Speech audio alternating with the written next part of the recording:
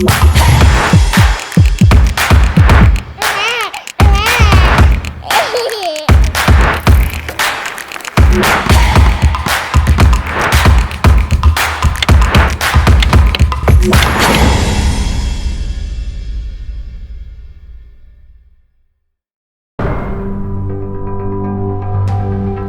emision mundësohet nga ISP Broadcast. Përshëndetje shikues të nderuar të televizionit Arbëria, mirë se po takohemi sërish në emisionin Detaje. Sot të ftuar kemi Lamir Thaqin, zëdhënës i Agjencisë Ushqimit dhe Veterinarisë. Përshëndetje i nderuar dhe faleminderit për kohën. Përshëndetje, mirë se gjeta, faleminderit për ftesën. Kënaqësi. Atëherë po e filloj me këtë aktualitetin, me qenë se këto 2 ditët e fundit është përfolje çështja e mishit të bardhë edhe dyshimet për salmonellën e të. A mundesh lutem pak me na sqaru këtë çështje, me qenë se ka qenë një farë buje te qytetarët? Po, si incident, origjinën e ka në Shqipëri, javën e kaluar është raportuar në media se kanë qarkulluar në treg produkte ushqimore të cilat kanë qenë të infektuar me bakterien e salmonellës. Dhe ne, nga ky raportim që është dhënë atje, menjëherë kemi ngrit masat e kontrollit në vendin tonë për të verifikuar çdo informat, çdo element i cili lidhet me këto produkte të cilat gjenden në treg. Dhe nga dita e këtij raportimi, ne menjëherë kemi fillu masat shtuara të kontrollit. Fillimisht është kryer gjurmëshmëria në mbledhje të informacioneve mbi eventualitetin e ndonjë lidhshmërie të produkteve ushqimore të cilat gjenden në tregun e Kosovës me ato në Shqipëri, dhe është konfirmuar se nuk ka pasur asnjë argument apo fakt që incidenti i Shqipërisë lidhet me produktet e Kosovës, dhe përveç saj ne kemi vendosur edhe masa të kontrolleve shtesë, duke dërguar në analiza se cilën ngarkesë që vjen nga Brazili në Kosovë nga dita e raportimit, e po ashtu kemi kry kontrole në tregun e brendshëm, ku nga këto kontrole kemi pas sasi të konsiderueshme të produkteve të cilat ose janë larguar nga tregu, ose janë bllokuar në depo të një importuesi, e po ashtu 7 ngarkesat e para që kanë ardhur, të gjitha kanë qenë të bllokuara për qarkullim në treg deri në ardhje të rezultateve. Në të martën kanë ardhur gjitha rezultatet për të gjitha mostrat, dhe këto të gjitha kanë rezultuar se mishi që ka qenë në treg, apo që ai që ka qenë duke importuar, ka qenë i sigurt për konsum. Dhe kjo dëshmon që kontrollet tona zyrtare janë kontrolle tepër profesionale dhe në asnjë rast nuk është lëshuar asnjë sasi apo ngarkesë apo ndonjë produkt i cili nuk ka qenë konform bazës ligjore që garanton sigurinë ushqimore. E gjithë ky ulëmtim, gjitha këto mostra janë marrë për të hequr gjitha dyshimet për konsumatorët tonë.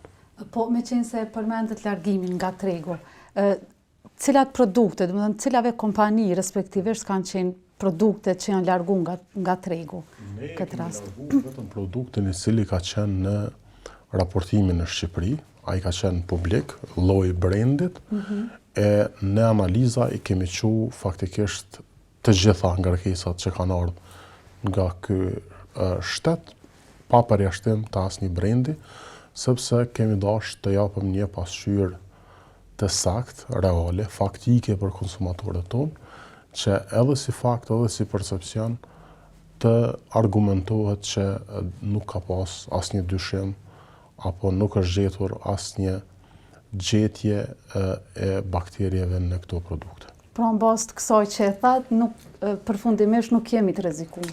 Gjithmonë laboratori është ai që e konfirmon një dyshim të supozuar.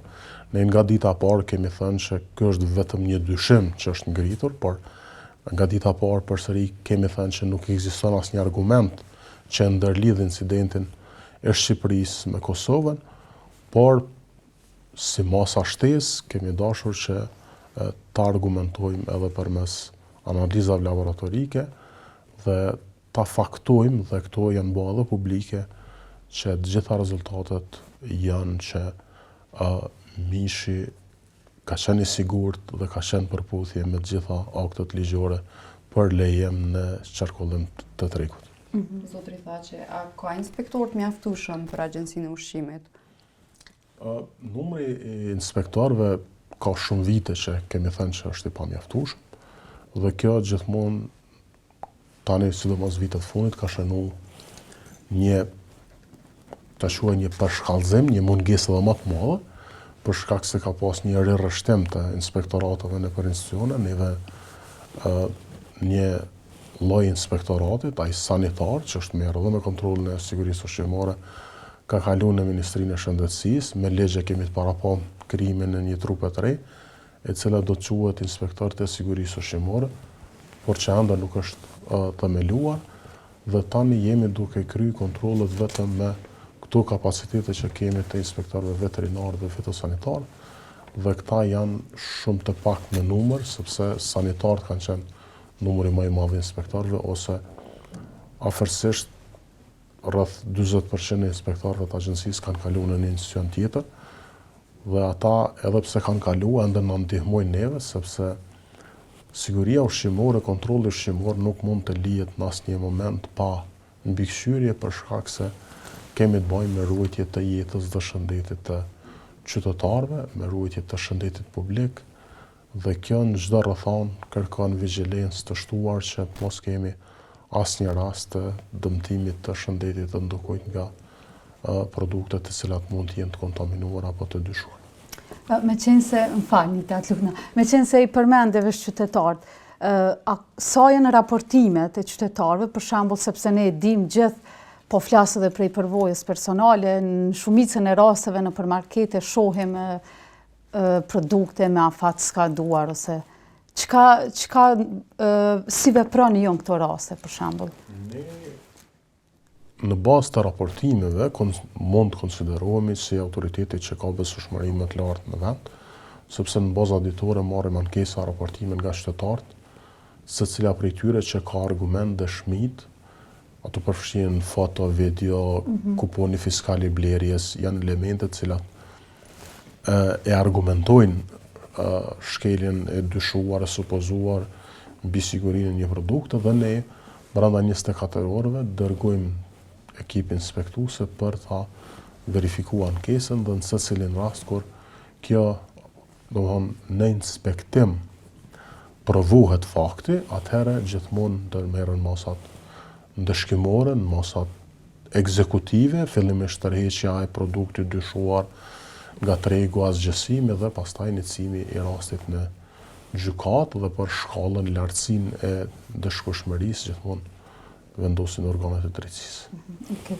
Po e them këtë sepse kemi pa në shumicën e rasteve dhe në përjetës sociale kanë qarkullu video të ndryshme. Tash mos të përmendi marketa caktuar, po kemi pa deri në rastet kur edhe macën ose qenin e kemi pa tek pikërisht e produktet e mishit. Dhe pavarësisht kësaj, domethënë prap ka vazhdu qarkullimi. Asnjë nga këto praktika sigurisht që nuk janë të mira, por edhe secila prej tyre ka marrë trajtim. Ne jetojmë në Kosovë, e dim që kemi shumë kafshë endacake, e po ashtu këto mund të jenë në çdo kohë raste të cilat edhe për vetë biznesin janë shpeshherë të vështira për tu parandaluar, por ligji e përcakton që barra e përgjegjësisë bie mbi ta, dhe ata duhet të organizojnë kontrolle mbikëqyrje ose vetë menaxhim, vetë kontroll të vetë subjektit për të parandaluar hyrjen e kafshëve endacake që të jenë në kontakt me ushqimin, sepse ato mund të jenë bartës të smundjeve dhe mikroorganizmave të ndryshme që në ndonjë formë mund ta kontaminojnë ushqimin. Kështu që edhe këto raste janë trajtuar, dhe në secilin kur janë gjetë faktet ose janë përputh me vjedhjen, atëherë gjithmonë është ndërmarrë veprimin nga ana e inspektorëve dhe edhe këto raste janë trajtuar. Por prapë them, jemi në Kosovë, secili po shohim në çdo kënd kafshë endacake, bizneset nganjëherë ankohen që është e vështirë të parandalohet hyrja atyre, por kjo gjithmonë bie në barrën e përgjegjësisë tyre dhe ata ndeshkohen për këtë situatë. A mendon që jemi të rrezikuar nga mishi i bardhë ose nga mishërat në përgjithësi? Fusha e kontrollit ushqimor është fushë sensitive, ndjeshme, është komplekse dhe në çdo kohë gjendja shëndetësore e produkteve pa përjashtim mund të ndryshojë. Nën produktet e mishit janë kategorinë e produkteve më të ndjeshme dhe sigurisht që këtu duhet edhe vigjilencë më e madhe. Ato që janë në treg janë të kontrolluara, janë të sigurta, por përsëri edhe ato kur janë të sigurta duhet që të ruhen kushte adekuate, të ushtrohet kujdes nga operatori ekonomik, të ushtrohet kujdes nga vetë konsumatori kur është në kontakt me to, prej kohës së blerjes, dërgimit në kuzhinat familjare, mënyra e ruajtjes në kuzhinë, mbajtja e higjienës në kuzhinë, mbajtja e higjienës në frigoriferet ruajtëse, do të thotë çdo element në çdo moment mund ta cenoj sigurinë e produktit. Shteti sigurisht ne kemi mandatin, ne kemi përgjegjësinë dhe për ata dhe përgjigjemi që ne mbajmë mbikëqyrje mbas kapacitetit që kemi, por siguria ushqimore, ushqimi nuk është vetëm i autoritetit, janë një numër i madh e mekanizmave që kanë përgjegjësinë për të garantuar komplet zinxhiri ushqimor, duke përfshirë edhe vetë konsumatorin, sepse secili konsumator duke raportuar në radhë parë ruan shëndetin e vet, ruan shëndetin e familjes, ruan shëndetin e rrethit, megjithëse ruan shëndetin e gjithë popullit.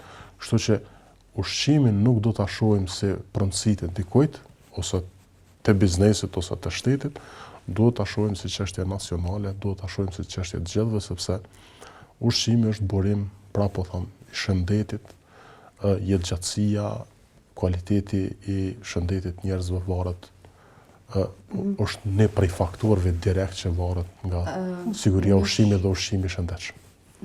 Mishi i bardhë, normal mishi i bardhë.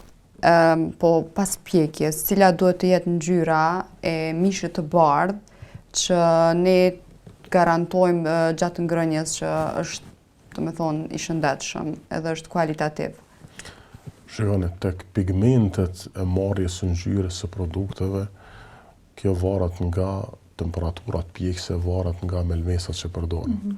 Kjo nuk është element që lidhet me sigurinë ushqimore, por gjithmonë duhet të ndjeken praktikat e mira higjienike në kuzhinë, edhe duhet të ndjeken praktikat e mira në ruajtjen e mishit deri në kohën e fergimit, pastaj edhe pas fergimit duhet të keni kujdes që sa orë duhet të qëndroj para ngrënies, në çfarë kushtesh duhet të qëndroj, me çfarë produktesh duhet jetë në kontakt, sepse nganjëherë një lloj produktit mund ta kontaminoj produktin tjetër. Kështu që gjithmonë rekomandohet, edhe pse nuk është komplet pjesë e AUV-s, por ne sigurisht që jemi për ta ndihmuar që të ruhet edhe në këtë pikë siguria ushqimore, sepse në disa shtete kur janë kryer hulumtimet, një numër i madh i helmimeve kanë ndodhur pikërisht si pasojë e mos ndjekjes së praktikave të mira higjienike në vetë kuzhinat tona.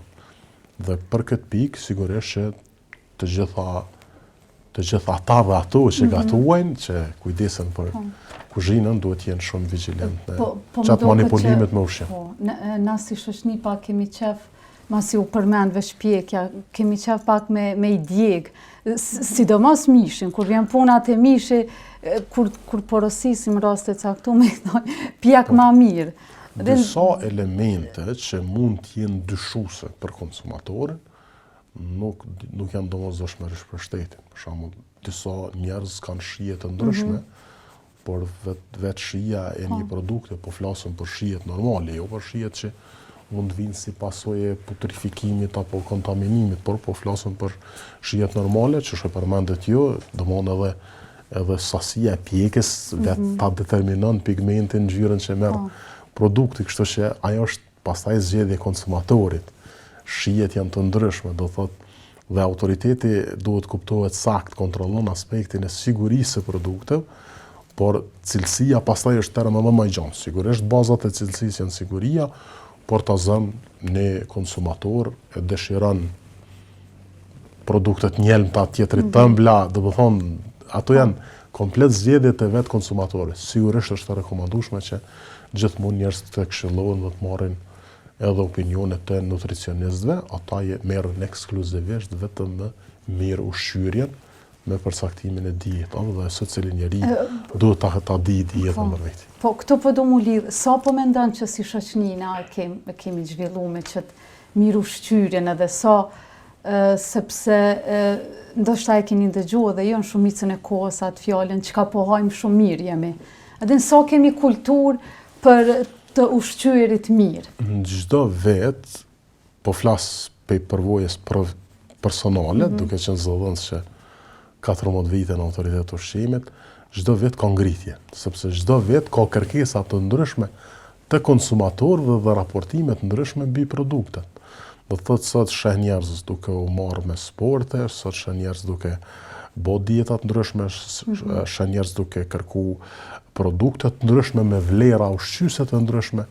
Nuk jemi më në kohën kur njerëzit janë furnizuar me ushqime vetëm sa për të ngopur.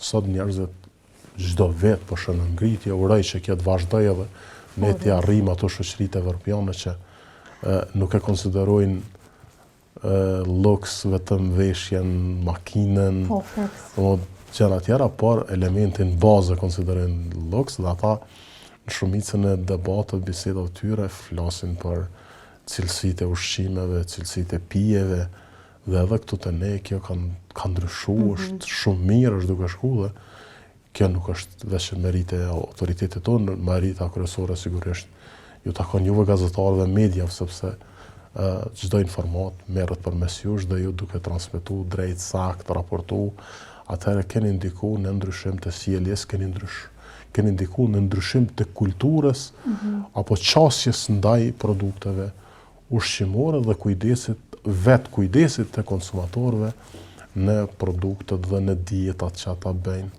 gjatë komplet jetës tyre. Po më duket kjo që të farë reflektimin edhe këtë ndryshimin po muj me vrejt ma shumë të gjenerata ma e ri.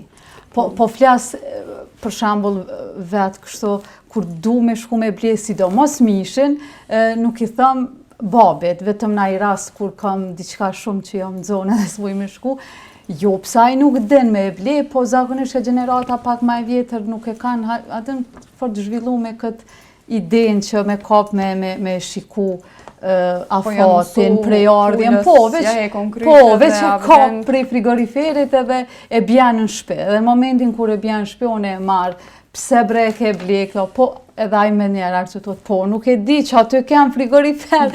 Dhe me thonë, pak është edhe kjo qka servohet. Qka na servojnë marketet. Konsumatorin Kosovë sot, ne jemi në një vend të tregut lirë. Secili konsumator kur shkon në market blen sipas shijes dhe preferencës vetë, dhe përderisa marketet tona ofrojnë një gamë të gjerë të zgjedhjes së produkteve, atëherë është në shijen e konsumatorit, është në zgjedhjen e tij. Shijen edhe në xhepin besa, se shumë herë po. Ne jemi të ndrydhur edhe si autoritet mbi këtë element, sepse ne shohim që konsumatorët jo të gjithë, por një pjesë e tyre, kriter bazë për vendosje për blerje kanë sigurisht çmimin. Dhe kjo pastaj ndikon edhe në cilësi, sepse botërisht është e ditur që cilësia gjithmonë ka kosto më të lartë. Zotri Paçi, a mendon që mishi ose mishrat në përgjithësi janë domosdoshme në jetën e njeriut ose në shëndetin e njeriut? Se unë personalisht vegetarian s'muj mi kuptu. Personalisht, nuk e di shka ka ajo puna, bërëm pa mesh, nuk e di, onë s'kësha mujtë me jetu. Po, ata s'na kuptojnë neve. Secili, kur e përmenda që është treg i lirë, atëherë secili njeri zgjedh formën e vetë jetesës dhe në mënyrën e jetesës është edhe ushqim, për mos thonë baza e mënyrës së jetesës. Atëherë, ata vendosin që t'jetojnë pakët kategoritë e produkte, është zgjedhje e tyre, pjesa tjetër i konsumon, e autoritetet është që ti kontrollon edhe produktet që i konsumojnë këta, edhe produktet që i konsumojnë këta, që gjitha t'jenë të sigurta.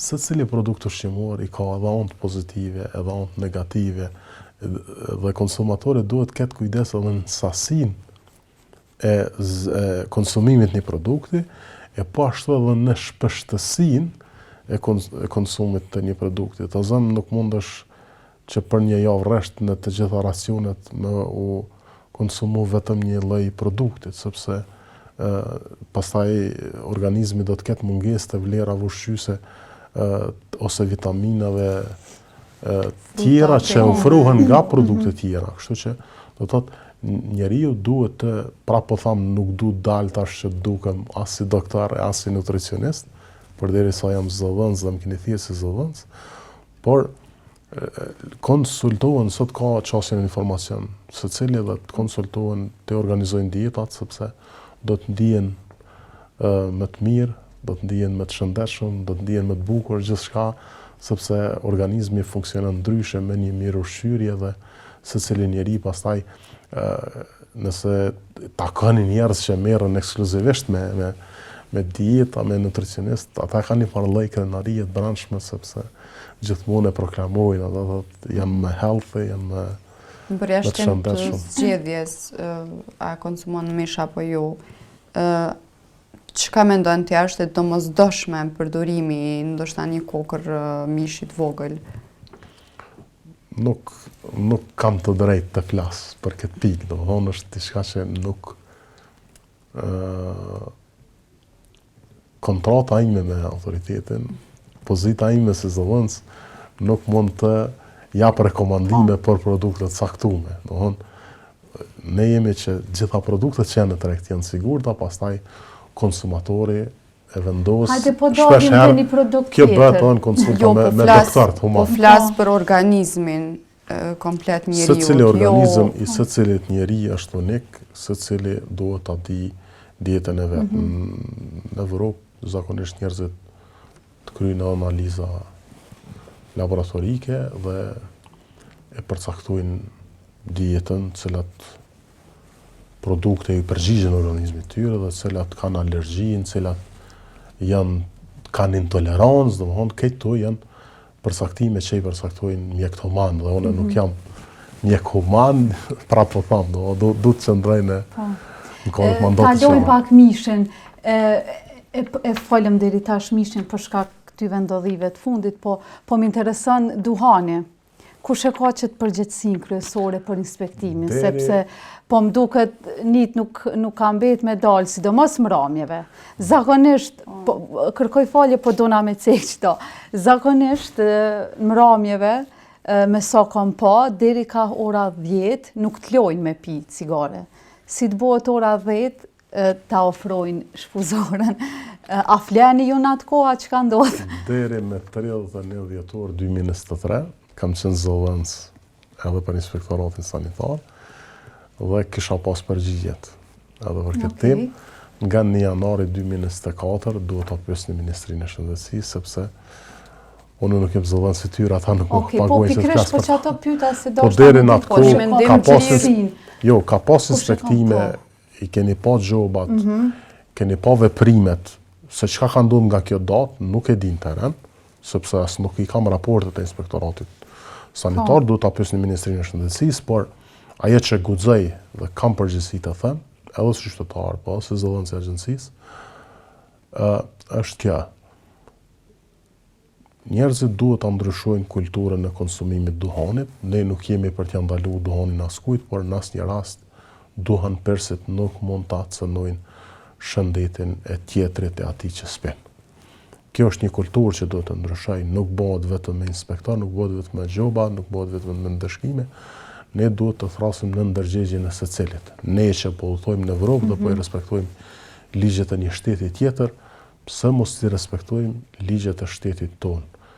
Përveç kësaj, ne duhet të dëshmojmë edhe para botës që jemi shoqëri që kemi një kulturë të lartë dhe i respektojmë rregullat e shtetit. E kjo është një prej elementeve që fatkeqësisht po ndodh ende dhe unë i ftoj të gjithë që ta respektojnë, sepse në shumë pika edhe vetë duhani ka qenë në agjenci, përderisa ka qenë inspektorati sanitar, në shumë vende, sidomos në restorantet ku shërbehet ushqimi, duhani është rrëpsisht i ndaluar për konsum.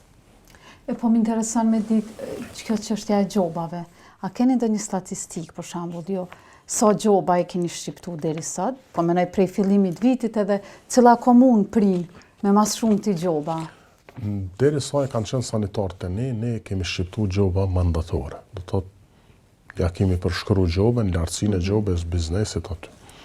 Ndërsa në inspektoratet fitosanitarë dhe veterinarë, zakonisht landet shkojnë në gjykat, nuk shqiptuhen masa mandatore, janë shumë të rralla, sepse duhet me u dhonë edhe vlerësimi se mos ka pas, apo jo eventualisht, kjo gjithmonë sigurisht vlerësohet nga prokurori, se mos ka brenda rastit edhe elementet vepra penale. Kështu që landa shkon, referohet në prokurori gjykat, dhe pastaj është gjykata ajo që vendos sa do të dënohet, cilat biznese do të dënohet, por ne kemi një numër të madh të fletparaqitjeve që i kemi shumë gjykat.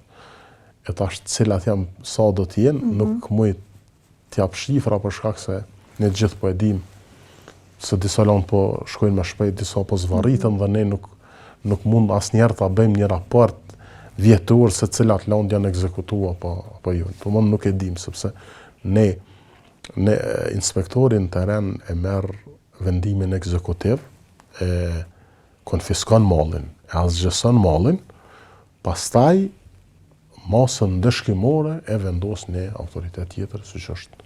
Po kush vendos masa ndaj inspektorëve të cilët nuk e bojnë punën qysh do të? Po e them këto për shkak që na si shoqëni funksionojmë që ashtu, jo veç në qëtë aspektin e inspektorëve, po në qëta aspekt. Adhe në natë e kam inspektorin e njofshëm, e kam ato, e kam që më ka rastisë edhe vetë, besa me pa kësi raste. Qytetarët kanë të drejtë të dyshojnë punën e secilit zyrtar publik. Duke nisë prej zyrtarit ma thjesht deri te gjyqtari. Por të gjithë janë dhe punojnë sipas ligjit. Nuk im shelin sytë, kora. Jo, unë nuk jam për ta, unë nuk jam zëvën si asni inspektori, asni zyrtari, zëvën si autoritetit. Unë nuk du të aluj avokatin askujt, por ajo që du të thamë është kjo, që është të përcaktuar me ligj. Secili prezumohet si pafajshëm derisa nuk argumentohet dhe nuk nxjerrët një vendim i formës prej. Kushdo që ka ndonjë dyshim për çfarë do zyrtari publik, po këtu jam për agjencinë, po flasim për agjencinë. Po nisna prej vetes time dhe për secilin kolektimin, çdo kush që ka ndonjë argument, fakt, që një zyrtar nuk ka vepruar konform ligjit, le ta raportoj, ne inicojmë rastin pastaj para organeve tjera. Pastaj janë organe tjera që e vlerësojnë, e shëshisin, e provojnë faktet dhe nxjerrin një vendim të formës prerë. Dhe atëherë shpallet. Ne nuk e kemi ndonjë raportim, kurdo që do ta kemi, ne me njëherë referojmë pranë organeve tjera, ose vetë qytetarët ta referojnë pranë policisë, prokurorisë, gjyqësisë, kudo që ata e mendojnë si ma të besueshëm që e kontrollon autoritetin tonë, le ta bëjnë. Ne jemi për t'ju shërbyer qytetarëve dhe ne kemi përgjegjësi të karshi qytetarëve, ne duhet ta respektojmë ligjin në çdo pikë të tij, vetëm atëherë kur nuk jemi të vetëdijshëm që një rregull ekziston apo domthonë kjo prezumohet, por edhe në këtë pikë gjithmonë e vlerëson prokurori se a ka qenë ndjeni apo jo, por këto dyshime ne nuk kemi pas raportime në kohët e fundit, ka pas në kalumen, ato janë referu, janë gjyku, domthonë gjithmonë kemi vepruar sipas ligjit. Aktualisht nuk kemi ndonjë raportim, por kushdo që ka, ne e thras që të raportoj për secilin, pa përjashtim. Importi është më i lartë në Kosovë i duhanit a i mishit bardh?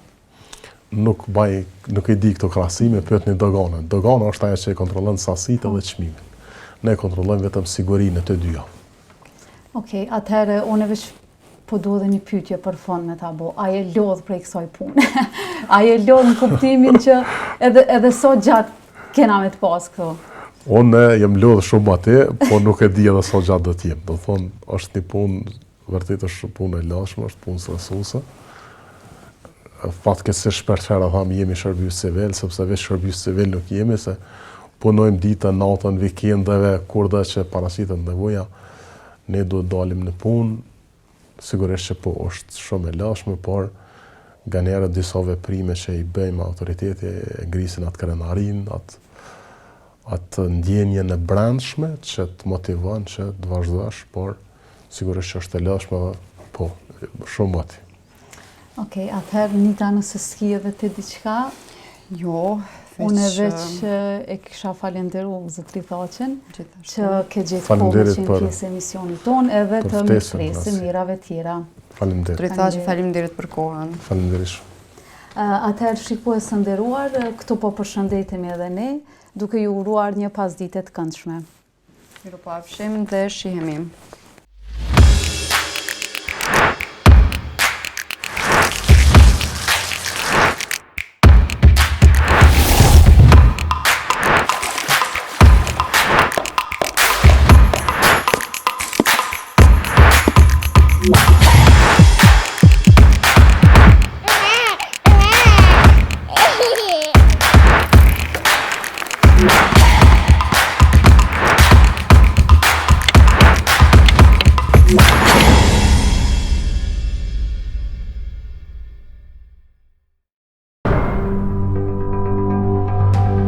Ky emision mundësohet nga ISP Broadcast.